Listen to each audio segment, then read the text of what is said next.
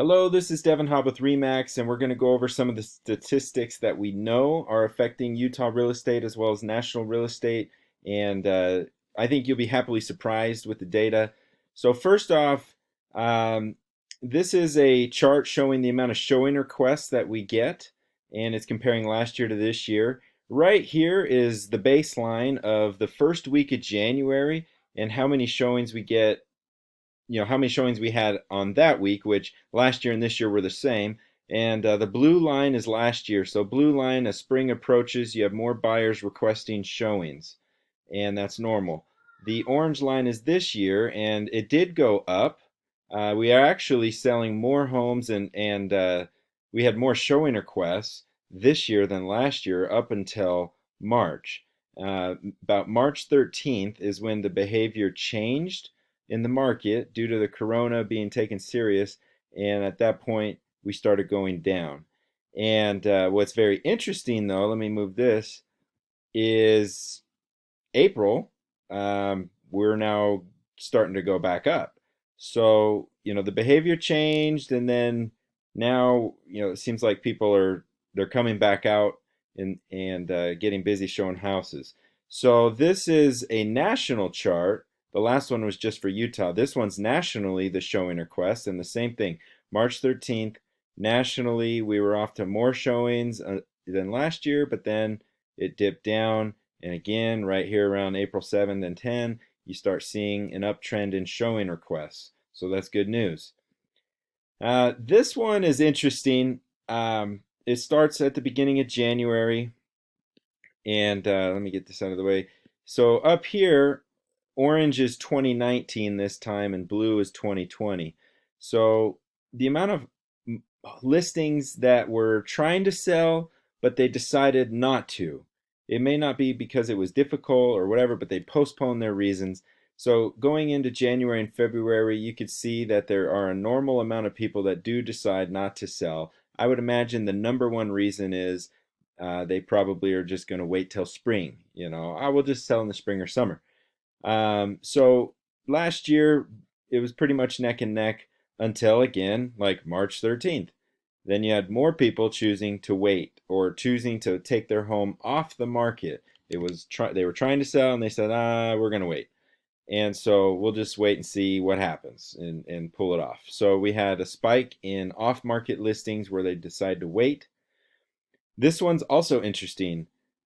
This one shows from January 1 till now the amount of listings that were under contract that the buyer canceled on, and those sellers put their home back active status. So we had, a baseline of around 400 to 500 homes get cancellations from buyers through January to March. And then again, right here about March 13-ish, middle of March, we had a spike. We had double the rate of cancellation of buyers. And then as we go into April, it's getting back to a normal rate of cancellation from buyers. So it's kind of interesting that, right here, the sellers decide, let's wait. The sellers cancel on their own attempt to sell. The buyers also cancel on their own attempt to buy, all at the same time. And now the behaviors are correcting in showings. The showings are coming back, and the buyers are not canceling as much as we go into April. So this is going to help us predict what happens with price, because 2020 is the blue line. This is the amount of active listings per day.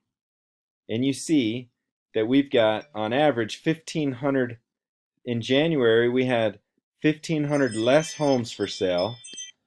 And now, down here, there was 2,000 less homes for sale as we entered into March. So way less supply, way less people selling, which we're already in a tight market. And that made it even, prices would have been skyrocketing this year because of less listings. And then as we've gone into March, again, the behavior changes. People are like, March 13, let's sell. So it's interesting. Right around there, now we got more people to choose to sell. And as we go into April, it's leveled off. But either way, we have less homes for sale than last year at the same time. Now, okay, so under contract listings. So are people buying? Are they still buying homes? Are they still writing offers throughout the last basically March and April? What's super interesting is yes. January and February, we were selling homes at a faster clip than last year. That started to slow down, and in Utah, we finally dipped below last year's pace as of the last 2 weeks in April. We're just slightly below last year's amount of under contract homes. But that's for the whole state. If you look at Utah County in 2019, we had 1,887 homes under contract on April 14th that day. April 14th, 2020, we had 2,243 homes under contract. So a couple days ago, a week ago, we had more homes under contract a week ago than we did last year that same day. Same thing for April 15th, same thing for April 16th, 17th, 18th, 19th, and the 20th. So we have more homes under contract right now than last year. Salt Lake was less. So Salt Lake County had less homes under contract in the same time period than the same time period last year. Davis County had basically the same.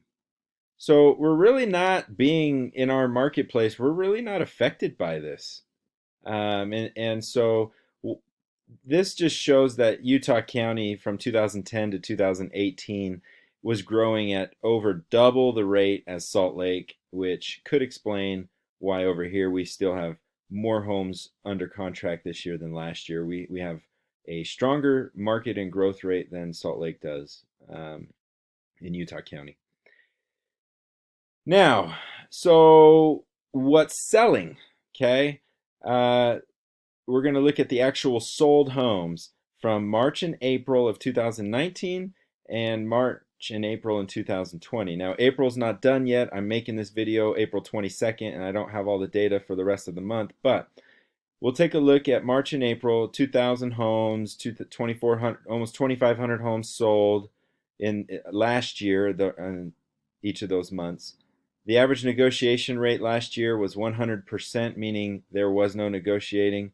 And then in April, there was a 2% negotiation average, and the time on market was 18 to 26 days before they would get a contract. So, buyers are always like, trying to negotiate, and it's odd to have to tell them that the market really doesn't have room for negotiation. There's just not enough homes for sale. So over here, down here, we've got this year. So March this year, we had 2,073 homes. March last year, 2,065. April is not yet done, but we're 3/4 of the way done. So we seem to be on track to have less homes sold than last year. We'll probably end up somewhere around 2,000. At the end of the month, there's always a big surge in homes sold. So we'll be slightly less than last year. But look at negotiation rates stayed the same.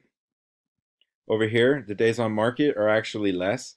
So far in April, homes are lasting 9 total days on the market, which is insane. Why?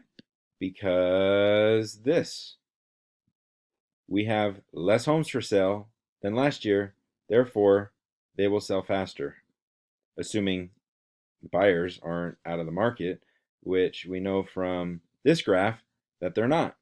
We're basically selling just fine. I mean, right here was as if you're selling in the wintertime around Christmas, and now we're back to very close to what normal spring feels like. And so, well, I mean, I guess we're 21% down from there roughly, but either way, it's still a lot of buyers and not a lot of sellers. So that makes a tight market.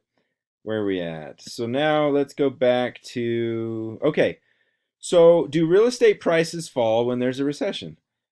This is a chart showing what the average real estate prices did during the last 5 recessions. In 1980, they went up 6.1%. In 1981, they went up 3.5%. Now, 1991, they came down a little bit. In 2000, 2001, they still went up. And then in 2008, they crashed. And so 2008, was real estate's, I mean, everything's dictated by supply and demand. So in 2008, we had more homes than we needed, and all the buyers that used to buy those homes no longer qualified because the banks had to tighten up the bank restrictions and or loan restrictions, and you took a lot of buyers that used to be in the market out, but they never should have been in the market. They weren't there before the early two the yeah before the 2000s, and they're not there after. And so you took out a lot of unqualified buyers that should never have been buying homes, causing that false demand. And that's not happening now. It's actually pretty hard to get a loan rate for the last ever since the recession. So what about unemployment? You know, a lot of people fear with coronavirus that there's going to be, and there already is. I mean, 15 to 20% unemployment. That's insane. 22 million people are unemployed right now. Will that affect real estate? I'm sure it will in some way or another, but just taking a look at history, you had the Great Depression, and these were those unemployment rates right there, and we're pretty much there. We're at 15%, I believe, right now. But anyway, it seems like we're going to get pretty close to the same unemployment rate in the Great Depression.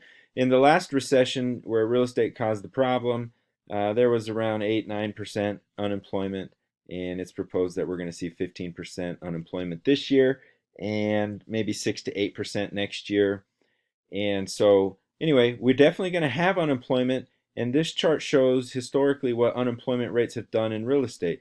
The blue bars are the number of real estate transactions, the number of real estate sales.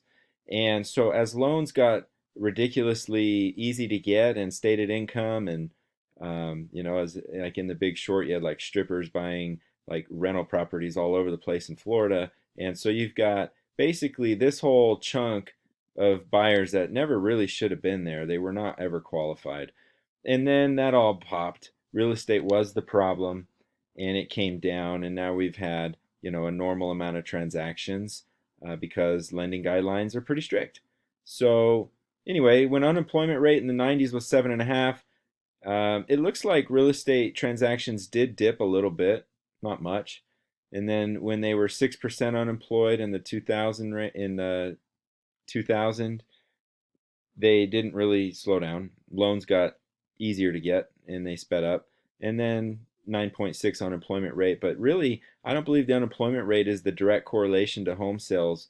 I think it was the fact that there was just too much supply and prices were really going down, so people just didn't buy.